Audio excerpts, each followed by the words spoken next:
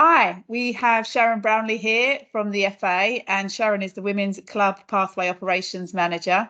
Sharon, how are you doing? I'm good. How are you? I'm good, thank you. Good. So thanks for your time today. We've got about 4 or 5 questions we wanted to talk to you, mainly around the female talent pathway, especially considering the current timing with the Women's World Cup going on in the background. So it would be great if you can share some of your thoughts on some of the questions. You all right if I crack on? Yeah, go for it. Brilliant. So I guess firstly, it'd be a good opportunity, considering your role, for you to explain the changes that have been taking place in the female talent pathway, specifically that shift from ETCs to RTCs.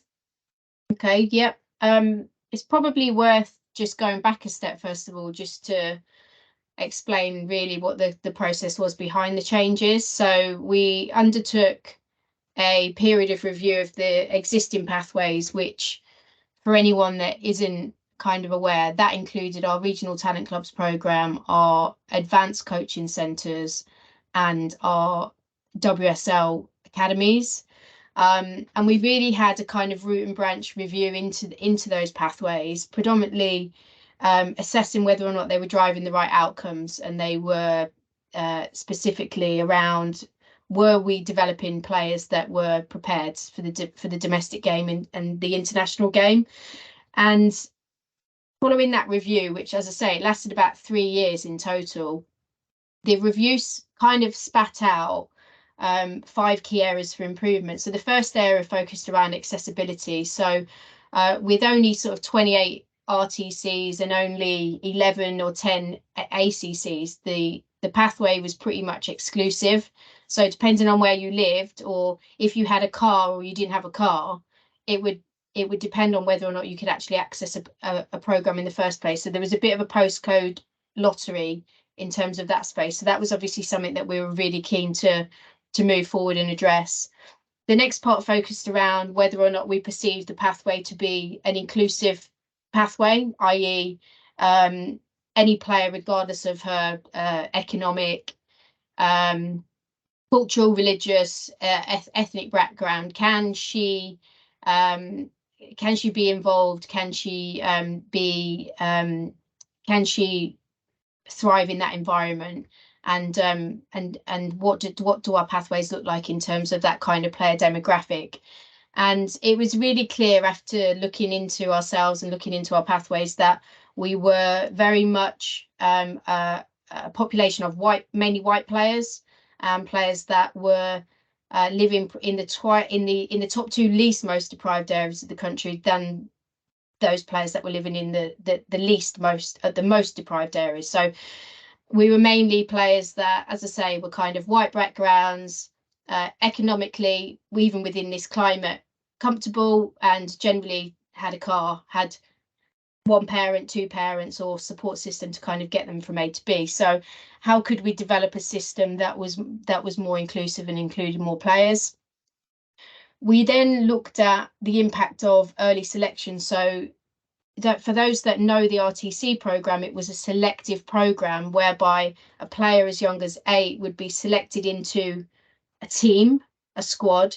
They would train solely in that environment, and they would play in that environment as part of a team. And what that meant, that we were selecting very, very early, when not so much is known about a player, but equally that player could actually find themselves out the system as young as 9. And some of those players may never have re-entered the system because maybe they had a bad experience, or they felt that, they'd failed in some way.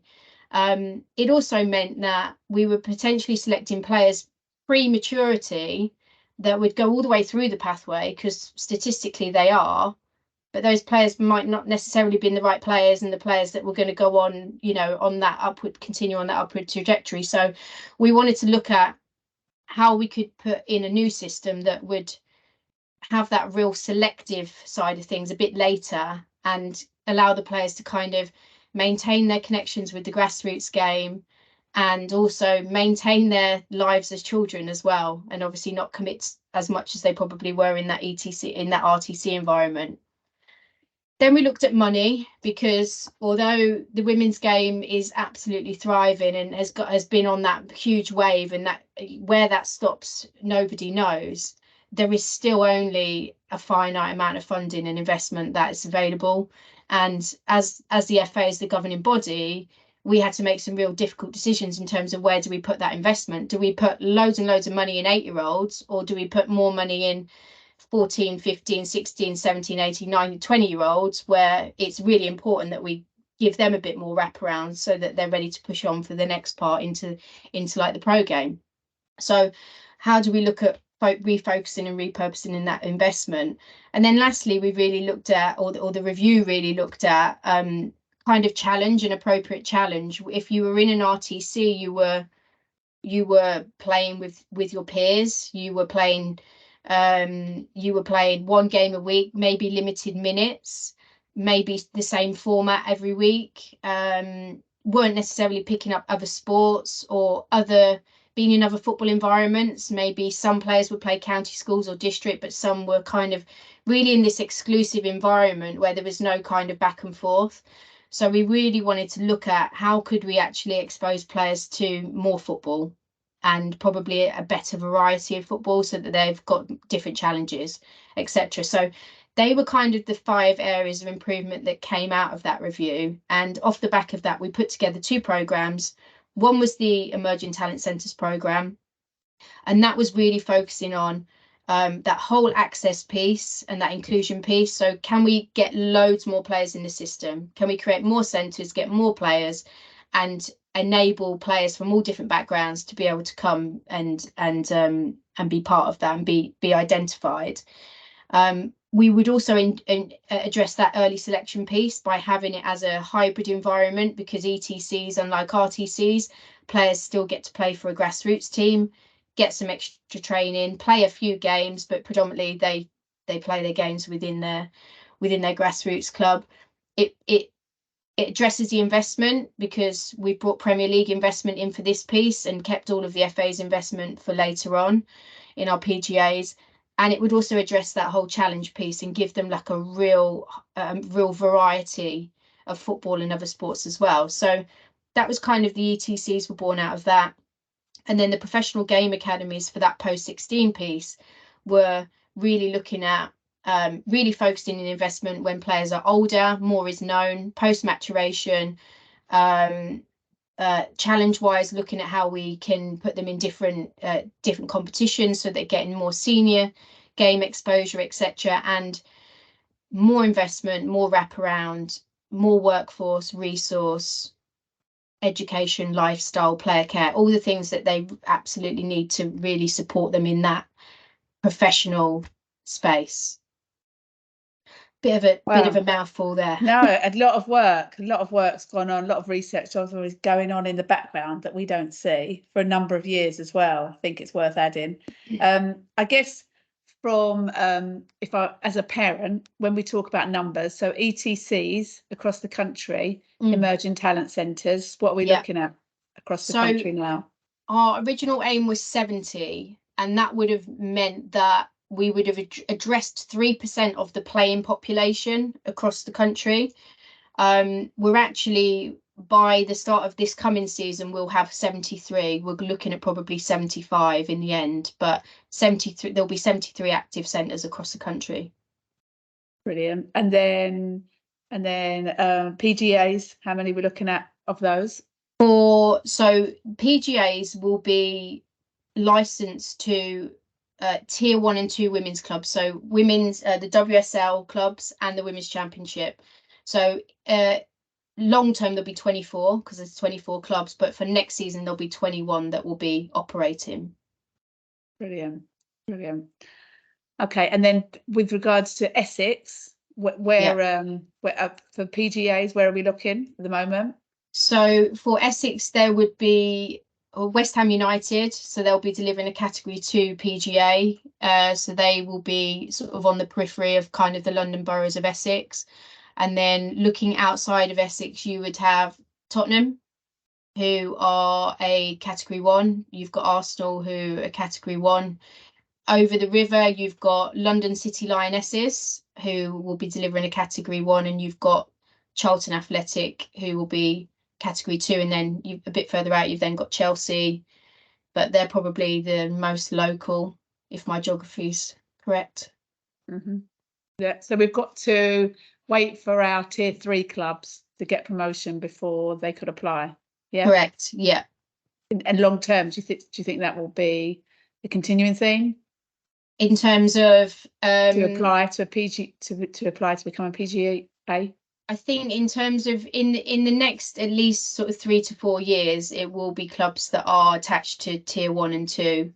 Whether or not that grows as obviously the investment grows, that would be something that would be a consideration if more investment came in. But at the moment, they're very much connected to the women's senior teams playing level. Brilliant. Okay, interesting. It'd be interesting to see. So I guess my next question is, if we were to fast forward 5 years, you know, if we had unlimited resources, I guess, and finance wasn't such a challenge, where do you see the female pathway? Interesting. In Essex, yeah. We had a meeting on this the other day actually, and I think first of all, to predict the women's game for the next 5 years is really hard, because it's just where it's going, no one knows. But I think we know it's only going forward, so we can kind of plan for that. So I think the things that I wrote down there was greater investment. So I think we can certainly look forward to greater investment from hopefully from the governing bodies. So from the FA's perspective, getting more investment come in and being able to distribute that investment out. But I also think that the clubs themselves will invest more moving forwards. So you may or may not be aware, but there is now a recognition fee for players that move between the academies. So that kind of investment at club level is somewhat protected now, and therefore they may be more inclined to put more in. So I think we can look forward to that, and I think the benefit of greater investment will mean that we can potentially grow our provision, but also improve the provision that already exists. So more professionalized workforce, so more full-time roles, greater kind of multidisciplinary provision for players, you know, player care, education, all of that wraparound support, all that infrastructure that's really necessary. So I think investment is one of those things. I think obviously 5 years time, the plan from our end is to really have a pathway that's representative of our local communities and our local demographics. I don't believe that we can solve every single challenge, but I think the aim is to really ensure that a lot of those barriers are either removed or limited as much as they can. So when we look at our national team in the future, will we see a team that's more representative, and every player's got somebody that they can see on TV that looks like them or is from the same place as them or the same city as them. So a representative national team, domestic game, and the pathway, obviously, because the pathway is where it starts. Competition, I think we'll see advances made around the competition and how the pathway uses competition to maximise the development of players. So at the moment, but the last 7 years, we've really evolved the competition piece. So 7 years ago, we put our RTC younger players in mixed football for the first time.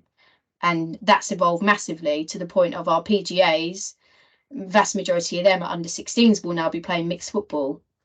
The aim for our post-16 players is to get them exposed to senior football more often as well. So what that looks like, we don't know yet, but I think we can safely say that our pathway players will be exposed to senior football more moving forward. So how that looks in the next 5 years kind of remains to be seen.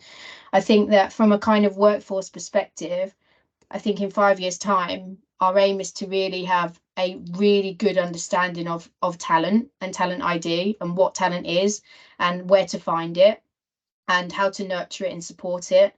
And I think my kind of personal aim is that kind of trickles down into the grassroots game, so that there is this real collective buy-in to finding players and signposting them to the girls' talent pathway. I think there's still some work to be done on that. And I know that the kind of Discover My Talent programme has really empowered people within the grassroots game because they can refer now and they can have more of an active role in that. But I think we can look forward to seeing that grow over the next 5 years. And I just think in terms of those pathways as a whole, we've got, you know, ETCs, we've got PGAs. What we're really trying to develop is an agile system that can kind of shift and move. They're no longer kind of one size fits all. So I think continuously helping clubs and organisations to evolve their pathways so that they can be prepared for whatever changes, or they can be supportive of players' needs, probably more so than previously they were. You mentioned when you started answering the question about compensation. Do you think there's ever going to be a situation where the grassroots clubs that have kind of kept hold of girls for a number of years, do you think that will ever filter down that far? Well, I think just to be clear, it's not compensation at the moment because there isn't that amount of money in the game. So it's called recognition because it is a recognition for the money that's been spent.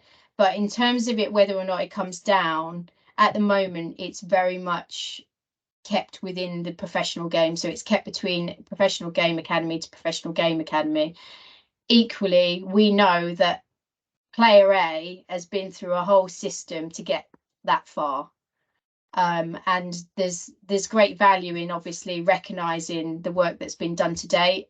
Whether or not that does come down in the next 5 years, I'm not sure. I think we are very much dipping our toe into that at this moment in time.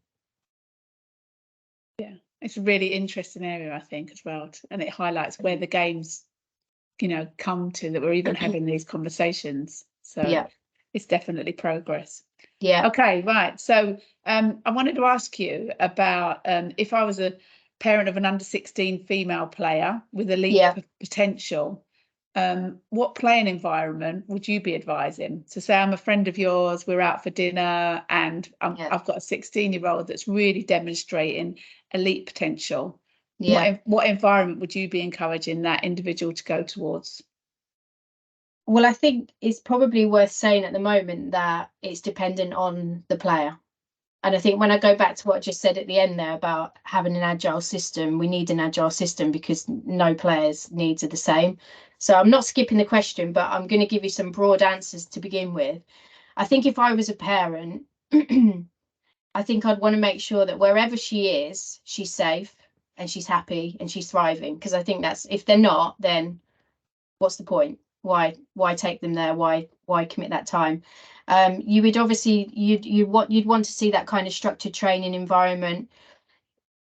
A player that's that age needs to be playing consistent minutes. There is no point in that player going somewhere and sitting on a bench at 16, because that's their key development. You know, it's not their key development window, but if they're not playing minutes at 16, then that's going to be really challenging in terms of their next step. So consistent minutes, but the important bit is in a competitive environment.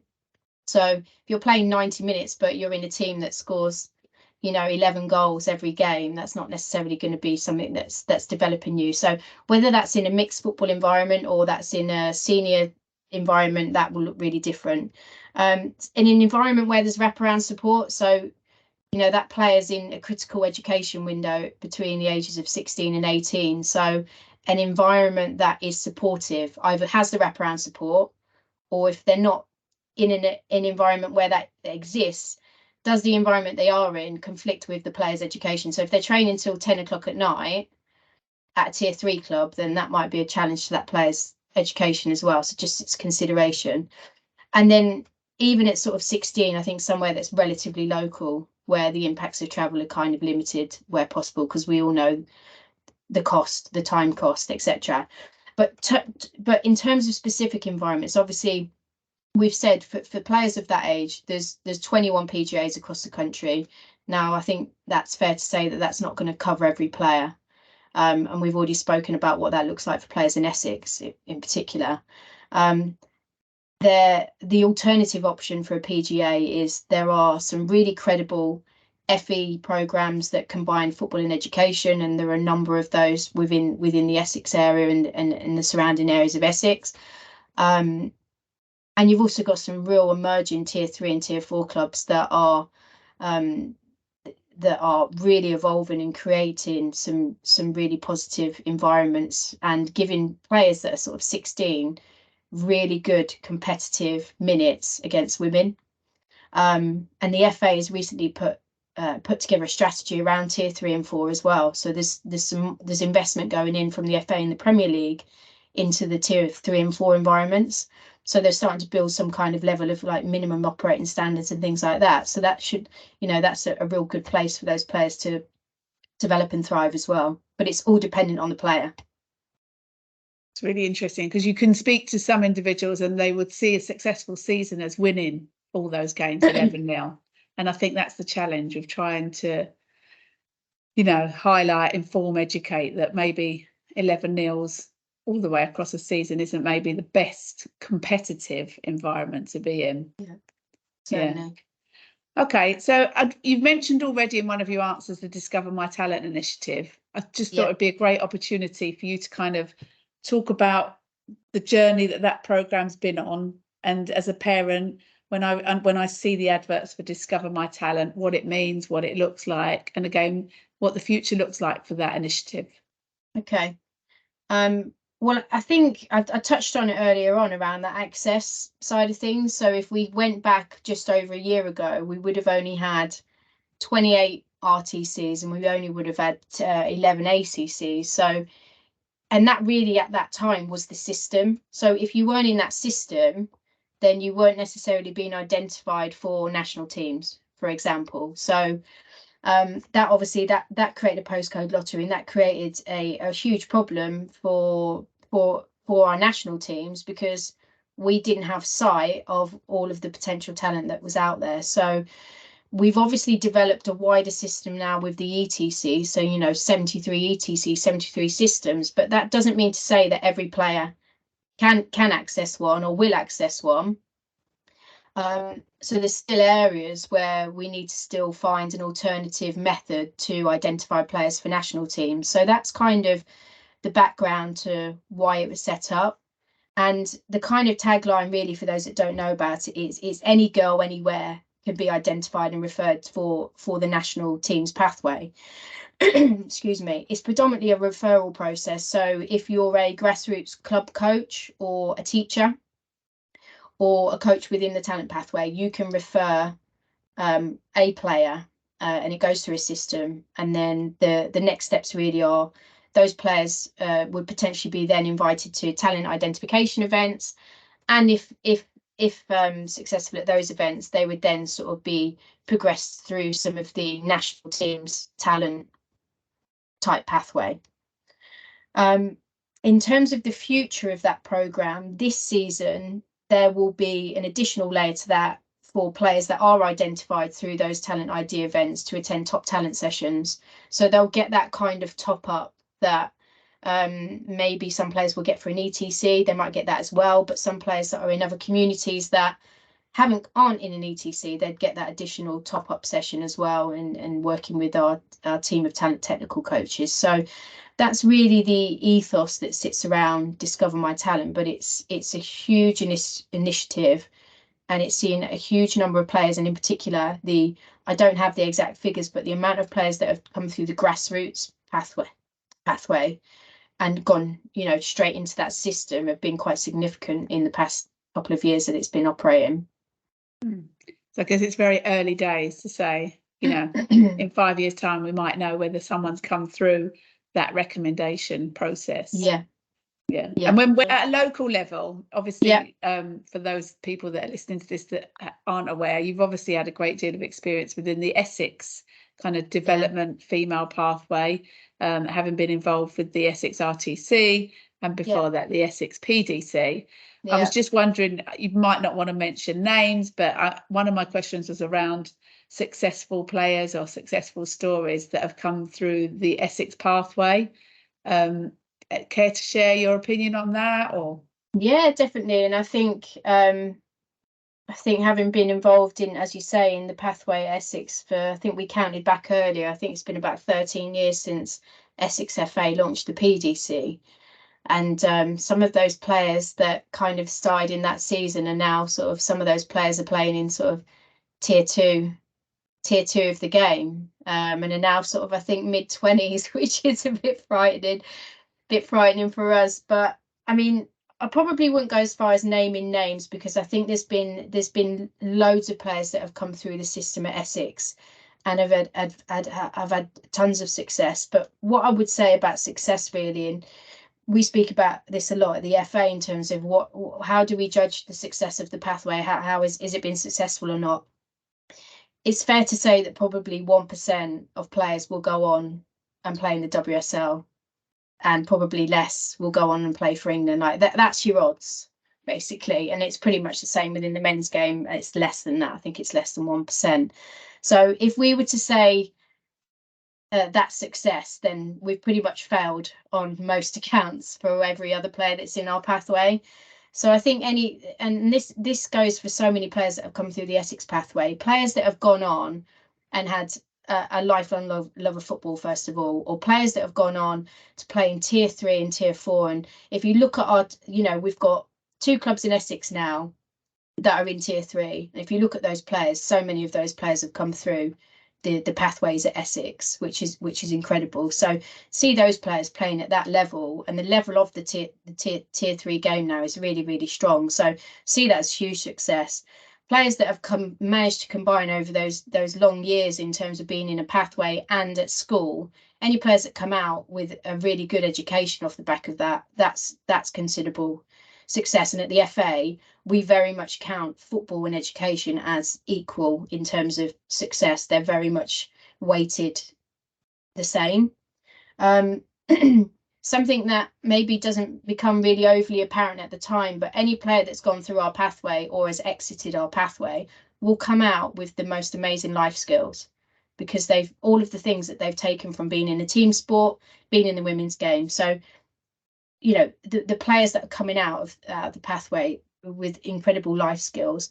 And not every player is going to come out and play. We've had a lot of players in Essex that have actually gone on and had careers in football as coaches or administrators or as young leaders and things like that. And there's lots of names we can recall that have gone on and done really well in kind of employment in football as well. So that's probably what I would say is my success measure. But we could probably pick between ourselves, I don't know, a ton of players that would fill into that right-hand bucket, which is kind of the more broader success, and quite a few that sit within kind of that have gone into youth national teams and have gone into the WSL, into the Women's Championship. But there's obviously a hell of a lot more that have gone on and into that other space as well. No, and I think that's really key. It's just that bigger picture, that bigger piece. I've never really thought of it like 1%, 99%. I think that's a really nice way of putting it. And that love of football, I think that's key as well. Even if they don't have the love to play it anymore, but perhaps some people that I've met along the way are not playing, but they're either coaching or teaching, and then that love of the game comes into play again. So no, it's a really nice answer. Oh, Sharon, just lastly, I wondered, are you getting up early to watch the World Cup? I am. I'm managing to get, there's not often you can probably watch 2 games of football before you start work, is it? So it's actually, I'm trying to watch as many as I can. And who's your money on so far at these early stages? It's really early. I don't know, USA or Germany, maybe. Really? That's the second friend that has said that. I'd love to see Brazil go on and do well. It would be good to see a South American team come through. But equally, the new teams, my nieces are half Filipino, so I've been back in the Philippines as well. So they're my second team. And how do you think England will get on? Hard to tell.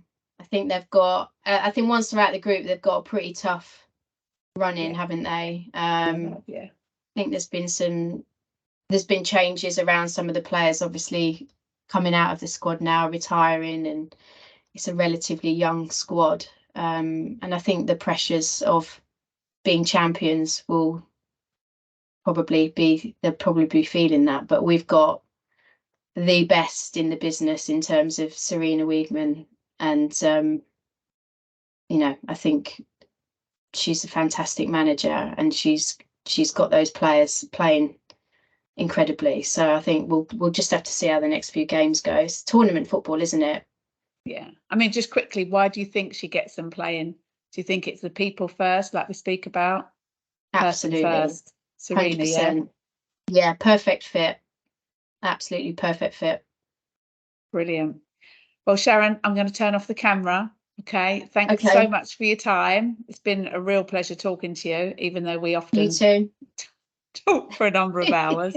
I guess if anybody does have any questions, I will fire them across to you. Okay. I know you're a very busy lady, unless I can answer them myself. Does that sound okay? Yeah, no problem. Brilliant. All right. Enjoy the rest of the tournament. Okay. Thank you. You too.